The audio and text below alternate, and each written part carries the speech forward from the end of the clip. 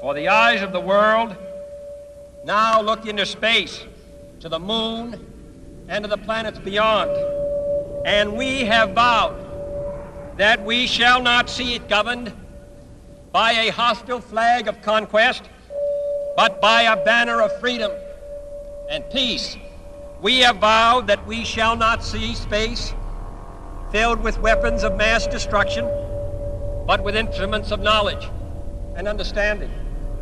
Yet the vows of this nation can only be fulfilled if we in this nation are first, and therefore we intend to be first.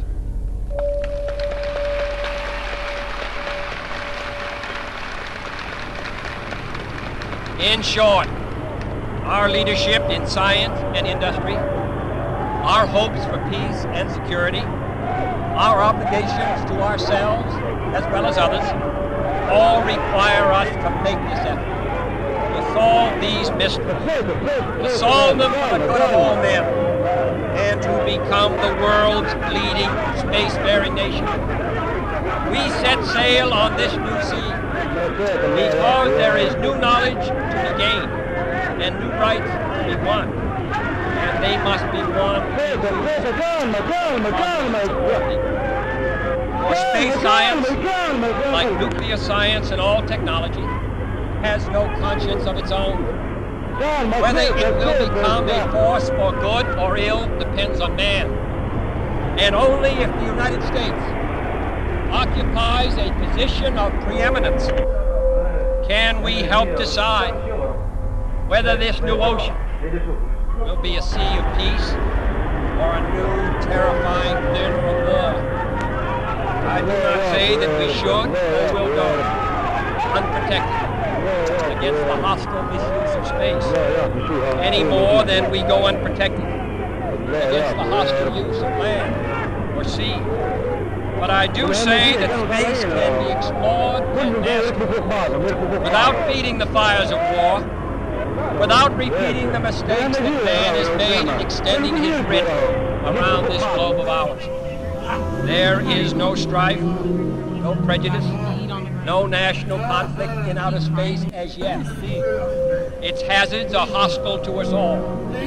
Its conquest deserves the best of all mankind, and its opportunity for peaceful cooperation may never come again.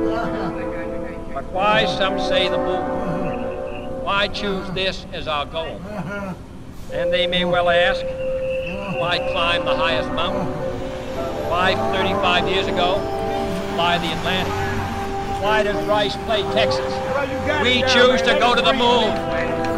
We choose to go to the moon.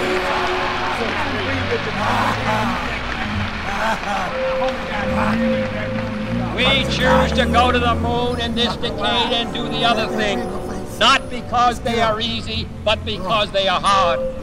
Because that goal will serve to organize and measure the best of our energies and skills. Because that challenge is one that we're willing to accept, one we are unwilling to postpone, and one we intend to win. The others too. I can't.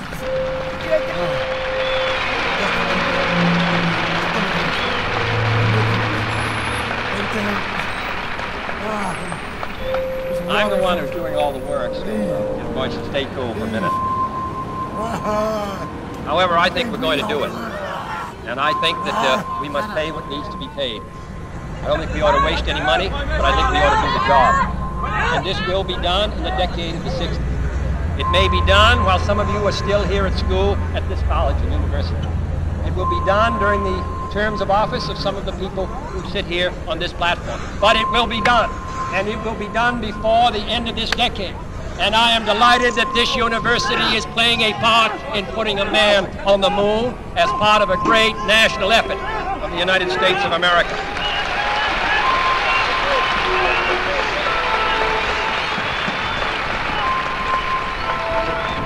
Many years ago, great British explorer George Mallory, who was to die on Mount Everest, was asked why did he want to climb it.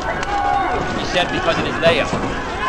Space is there, and we're going to climb it. And the moon and the planets are there. And new hopes for knowledge and peace peace are they? And therefore, as we set sail, we ask God's blessing on the most hazardous and dangerous and greatest adventure on which man has ever embarked. Thank you.